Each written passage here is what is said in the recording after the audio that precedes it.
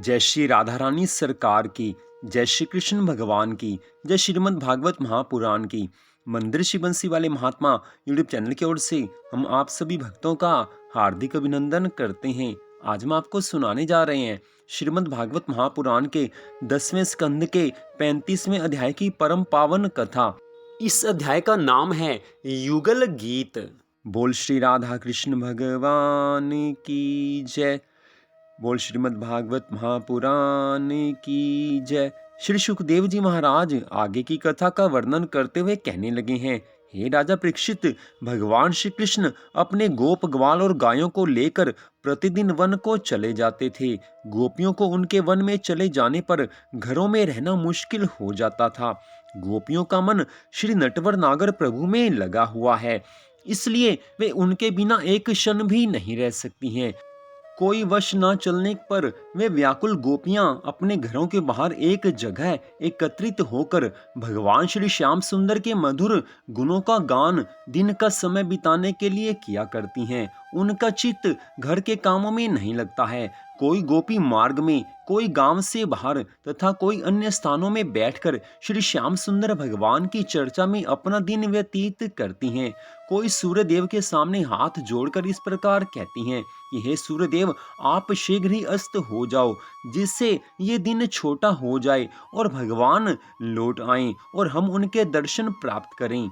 एक समय सब गोपियां एक स्थान पर बैठी हुई श्री श्याम सुंदर की चर्चा कर रही हैं। उस समय किसी गोपी ने ये कहा है कि हे सखियों, बांसुरी के धन्य भाग्य हैं, वो हर समय श्री श्याम सुंदर के अधरों से लगी रहती है। मनमोहन प्यारे भी उसे प्रेम से बजाते हुए ऐसी ध्वनि निकालते हैं जिससे तीनों लोक मोहित हो जाते हैं। ये सुनकर दूसरी सखी ने कहा है, अरे आली, केवल बांसुरी की प्रशंसा ही क्यों करती हो? श्री कृष्ण जी तो जिस किसी का हाथ पकड़ लें वही तीनों लोकों का स्वामी हो जाता है। जिस प्रकार तुम उस बांसुरी की रागिनी सुनकर झूम उठती हो, उसी प्रकार सब देवता उसकी ध्वनि सुनकर मोहित हो जाते हैं।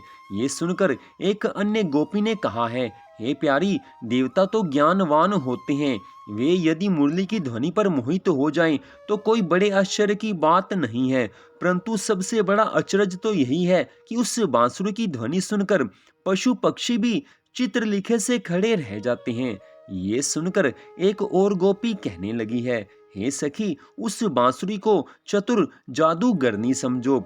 जिस समय श्री श्याम सुंदर को किसी को बुलाने की इच्छा होती है तो वे उसे टेर कर अपने पास बुला लेते हैं। उसकी ध्वनि पर मस्त होकर कमल का फूल भी आठों पहर अपना मस्तक हिलाता रहता है। इसके शब्द को सुनकर बादल विरही के समान अपनी आंखों से पानी बरसाता है। ये सुनकर एक अन्य सखी ने कहा है, मैं अब तक यही समझती थी कि मनमोहन प्यारे केवल वन के खेलों को दिखलाने में ही चतुर हैं, परंतु अब मैं देखती हूँ कि बांसुरी बजाने और गाने में भी उनकी समानता कोई नहीं कर सकता है। तब एक दूसरी ब्रजबाला कहने लगी है, हे सखी, हमें इस बांसुरी को अपनी सोत समझना चाहिए, क्योंकि श्री श्याम सुंदर हमें छोड़कर उसे दिन रात अपने हृदय से लगाए रहते हैं।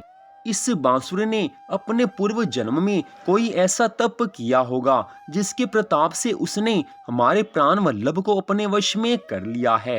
हरे बांसुकी बांसुरी बड़ी तपस्या कीन, अधर लगी ब्रज राज के कर त्रिभुवन आधीन। एक दूसरी गोपी कहने लगी है, बांस महारासहीन सब काठन में अधम तरु, सो माधव प्रिय कीन, पुष्प गंध फल कछु नाही।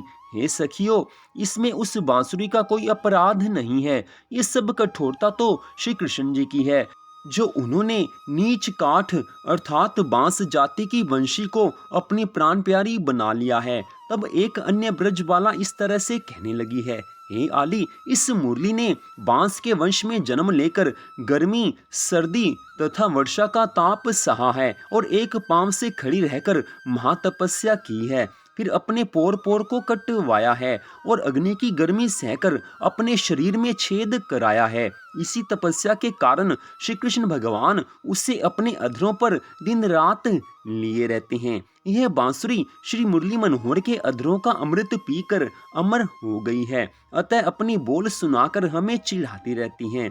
यह सुनकर आज राधा रानी जी श्री नटवर नागर के विरह में व्याकुल होकर रोने लगी हैं। राधा रानी की ऐसी दशा देखकर एक सखी ने उन्हें समझाते हुए इस प्रकार कहा है, हे राधे, तू व्याकुल मत हो। श्री श्याम सुंदर इस मुरली में तेरे ही गुणों का तो गान करते हैं, अतः मुरली तो तेरी दासी है। ये सुनकर एक अन्य सखी कहने लगी है, हे प्यारी, इस समय हमारे मनमोहन अपने ग्वाल सखाओं के कंधे पर हाथ रखकर वन में गायों को चराते हुए बांसुरी बजा रहे होंगे, और उस बांसुरी की ध्वनि को सुनकर सभी गौएं उनके पास आकर खड़ी हो गई होंगी।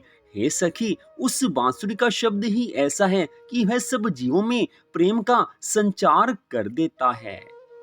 तो इस प्रकार सभी गोपियां ठाकुर जी के विरह में आज उनको याद कर रही हैं। बार बार ठाकुर जी की मुरली की ध्वनि की याद आ रही है, ठाकुर जी की याद आ रही है। सब गोपियों का एक एक क्षण प्रभु की याद में बीतता है। गोपियां अपने इस व्यवहार द्वारा हम सबको ये शिक्षा देती हैं कि ठाकुर जी से प्रेम हो तो ऐसा हो कि हर समय ठाकुर जी की याद आए।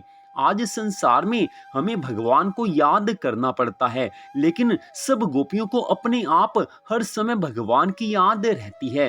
गोपियों ने कभी ठाकुर जी को याद करने की कोशिश नहीं की, क्योंकि ठाकुर जी उनको कभी भूलते ही नहीं थे। ठाकुर जी को वो हमेशा याद रखती थी। एक क्षण भी भगवान को याद किए बिना उनका नहीं निकलता है। तो यही हम सबको चाहिए कि हम भगवान को इतना याद करने की कोशिश करें कि सदा भगवान हमें अपने आप ही याद आते रहें। तो आज की इस कथा का यहीं पर विश्राम होता है। इसी कथा का अगला भाग अगले अध्याय में सुनाया जाएगा। तो मंदिर शिवंशी वाले महात्मा यूट्यूब चैनल की ओर से आज की इस कथा को सुनने के लिए आप सबका हार्दिक धन्यवाद। भगवान श्री राधा कृष्ण जी की श्रीमद् भागवत महापुराण की अनंत कृपा सदा आप सब पर, आपके परिवार पर बनी रहे, इसी मंगल कामना के साथ जय श्री राधा रानी सरकार की, जय श्री कृष्ण भगवान की, जय श्रीमद् भागवत महापुराण की, जय श्री सुखदेव जी महाराज की, जय जय श्री राधे, जय जय श्री राधे, जय जय श्री राधे श्याम।